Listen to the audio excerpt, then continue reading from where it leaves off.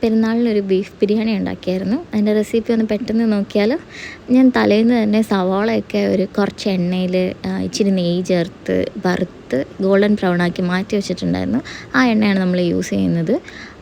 ബീഫിന് വേണ്ടിയിട്ട് എണ്ണ ചൂടാക്കി ഇഞ്ചി വെളുത്തുള്ളി പച്ചമുളക് പേസ്റ്റ് തക്കാളി ഇട്ട് വഴറ്റി അതിലേക്ക് മസാലയായിട്ട് ഗരം മസാല, കുരുമുളക് പൊടി, മഞ്ഞൾപ്പൊടി ഇത്ര മാത്രം നമ്മൾ യൂസ് ചെയ്യുന്നുള്ളൂ.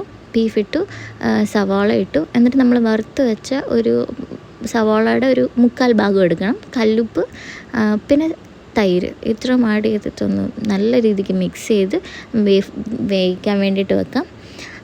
റൈസിന് വേണ്ടിയിട്ട് നമ്മൾ സെയിം എണ്ണ എടുത്തിട്ടുണ്ട്, 2 സ്പൂൺ നെയ്യ് ആഡ് ചെയ്തിട്ടുണ്ട്. എന്നിട്ട് നമ്മുടെ ഇഞ്ചി വെളുത്തുള്ളി പച്ചമുളക് പേസ്റ്റ് മൂപ്പിച്ചെടുക്കുക. അതിൻ്റെ ഒപ്പം ഹോൾ സ്പൈസസ് ആഡ് ചെയ്തൊന്ന് മൂപ്പിച്ചെടുക്കുക. പിന്നെ നമ്മുടെ സവാള ഒരു 2 മിനിറ്റ് ഒന്ന് ഇളക്കിയെടുത്തതിന് ശേഷം റൈസ് ആഡ് ചെയ്യുക.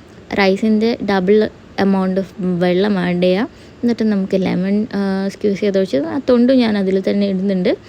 ബീഫായി വന്നതിൽ ആ ബീഫിൻ്റെ സ്റ്റോക്ക് വാട്ടർ ഞാൻ കുറച്ചെടുത്ത് മാറ്റി വെക്കലുണ്ട്. അത് നമുക്ക് ലാസ്റ്റ് യൂസ് ചെയ്യാൻ വേണ്ടിയിട്ട്. സ്പൈസസ് ഒക്കെ ഒന്ന് നോക്കിയിട്ട് ആവശ്യത്തിന് ആഡ് ചെയ്ത് കൊടുക്കാം. ബീഫ് എന്നിട്ട് നമുക്ക് വറ്റിക്കാൻ വെക്കാം.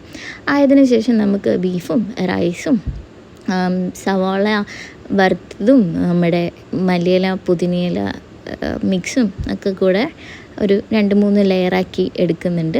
ഏറ്റവും ടോപ്പിലത്തെ റൈസിൻ്റെ ലെയറിൽ നമ്മൾ നേരത്തെ എടുത്ത് മാറ്റി വെച്ചിരുന്ന ആ ഒരു സ്റ്റോക്ക് വാട്ടർ അല്ലെങ്കിൽ ആ ഒരു മസാല വാട്ടർ ആഡ് ചെയ്യുന്നുണ്ട്.